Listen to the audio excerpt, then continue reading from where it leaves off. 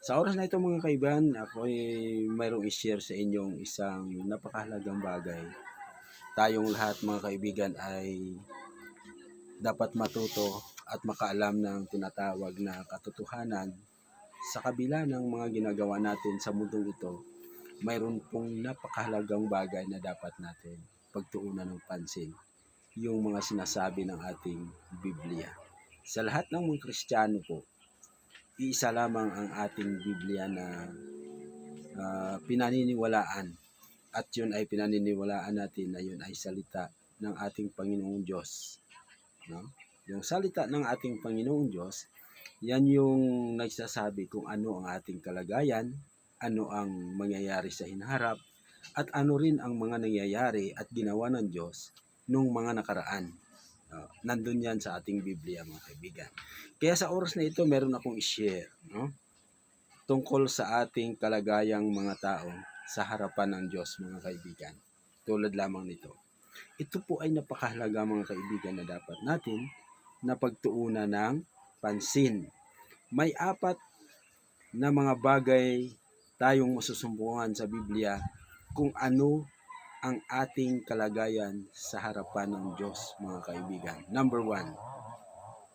Sa aklat ng Roma 3:23 ang talata, ang sabi ng ating Biblia sa ating sariling mga tao, kung ano tayo, no, mga kaibigan, ang sabi niya, sapagkat ang lahat ay nagkasala at hindi nangakaabot sa kaluwalhatian ng Diyos.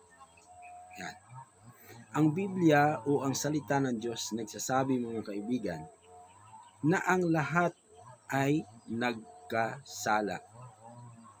At hindi lamang nagkasala, ang lahat ay hindi nangakaabot sa kaluwalhatian ng Diyos. Kaibigan, ito yung kalagayan natin sa harapan ng Diyos.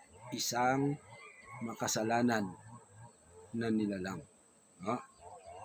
Number 2, sa Roma 3:10 pa rin, ang sabi ng apostol na si Pablo na mangangaral sa mga hintil, walang taong matuwid kahit isa. Masakit mga kaibigan, di ba? Walang matuwid na tao kahit isa.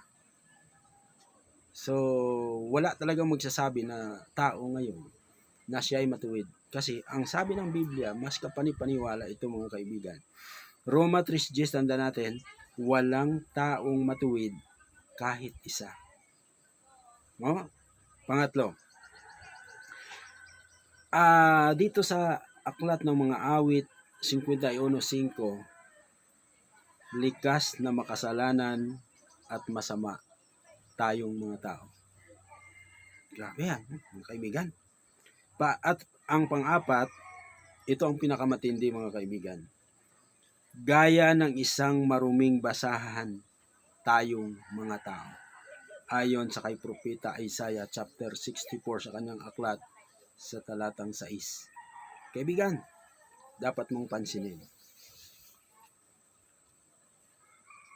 Ang ating kalagayan sa harapan anya ng Diyos para tayong isang basahan.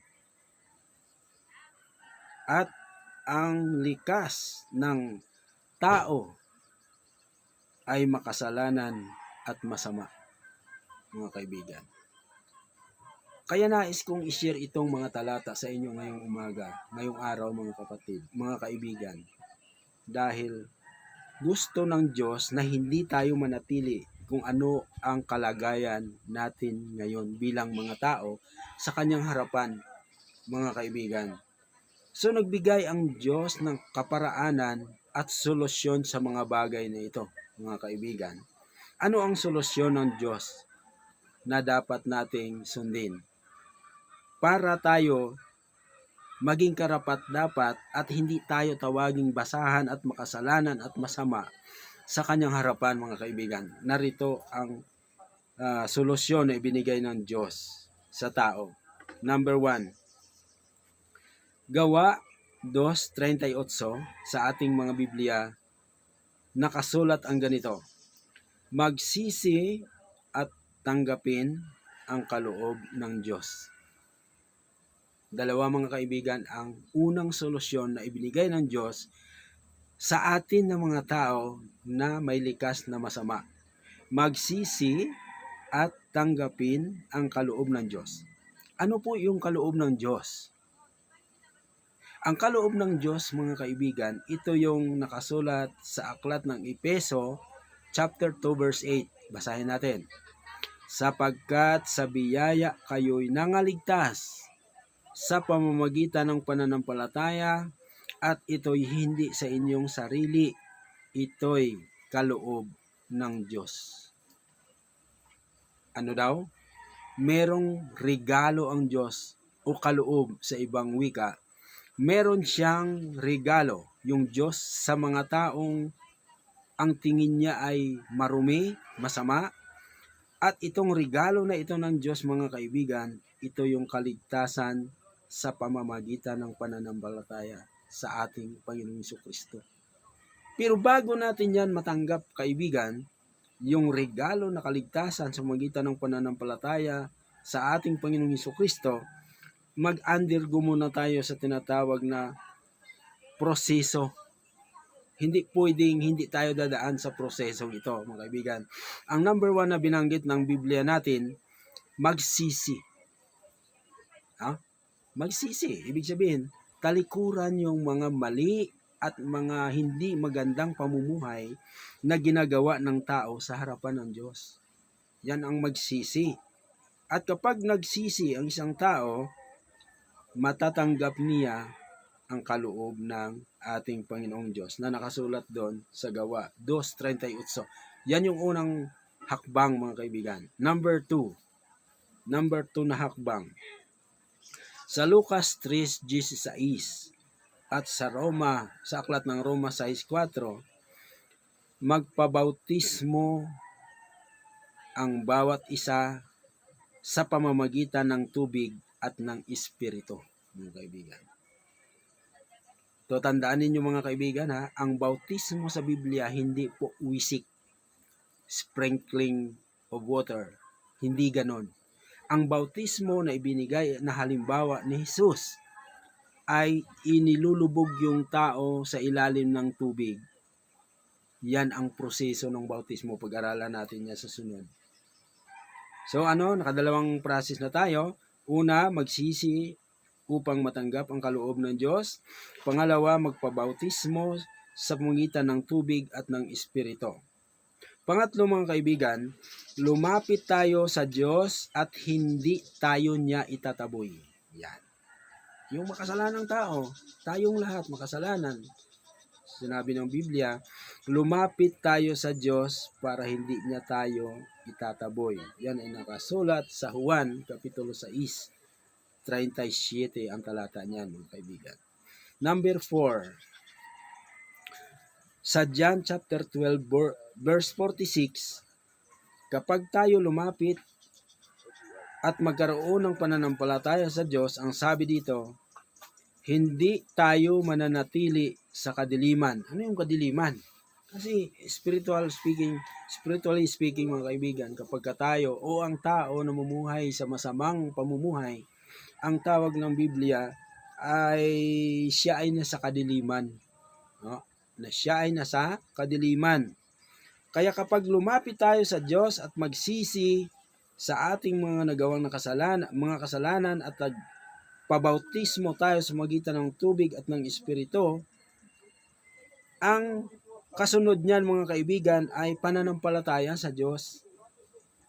At kapag nagkaroon tayo ng pananampalataya sa Diyos at nagawa yung mga ibang proseso pa para mawala tayo sa kadiliman, mananatili naman tayo, ang tawag ng Biblia, sa liwanag. So, yun yung nais ko i-share sa inyo, mga kaibigan, sa oras na ito. Ang kalagayan nating tao ngayon, ang kalagayan natin bilang mga tao sa harapan ng Diyos. Anong kalagayan natin kapag hindi tayo tumanggap at magsisi, hindi tayo sumampalataya? Anong kalagayan ng isang tao? Siya ay gaya ng isang maruming basahan sa Diyos. Siya ay isang makasalanan at masama sa harapan ng Diyos. At Ang sabi ng Diyos, walang isang taong matuwid. Wala, mga kaibigan. So kapag manatili ang tao na hindi matuwid hanggang sa kanyang kamatayan, mga kaibigan, mayroong paghuhukom ang Diyos. Kaya sa paghukom, mga kaibigan, unahan mo na bago tayo harap sa Diyos, tayo ay magiging karapat-dapat na sa Diyos sa pamamagitan ng ating mga pinag-aralang ito. Huwag mo, kaibigan, pabayaan na hindi mo magawa ang mga bagay nito. Napaka-importante ito. Sa Biblia po, mga kaibigan, mayroong tinatawag na impyerno. Meron ding langit. At yung impyerno ay hindi yan inilaan ng Diyos para sa tao. Yan ay nilaan para kay Satanas at sa kanyang mga anghel na lumabag sa Diyos. Ang mga tao ay gusto ng Diyos na maligtas. Kaya mayroon tayong pinag-aralan ngayon para maahon tayo sa tinatawag na pandaraya ng Diablo at ng Satanas, mga kaibigan. So maraming salamat, mga kaibigan, sa inyong pagsubaybay at pagkikinig nitong ating maiksing aralin. Ngunit nakapagbigay ito ng pag-asa sa mga nakikinig ngayon. Pag-asa, ako at kayo, tayong lahat, mga kaibigan, ay pwedeng mag-avail ng ganitong kaligtasan na mula sa Diyos. Ito'y regalo niya sa atin. No? Kaya kinakailangan tayo ay magpatawad, kinakailangan tayo ay magsisi sa mga nakaraan nating mga kasalanan, abutin natin ang mga tao na nung dati ay nasaktan natin, sila ay ating kakausapin, humingi tayo ng patawad sa kanila, sila ay ating kakaibiganin na. So maraming salamat sa inyong pagsubaybay. Sana pagpalain tayo lahat ng ating Panginoong Diyos.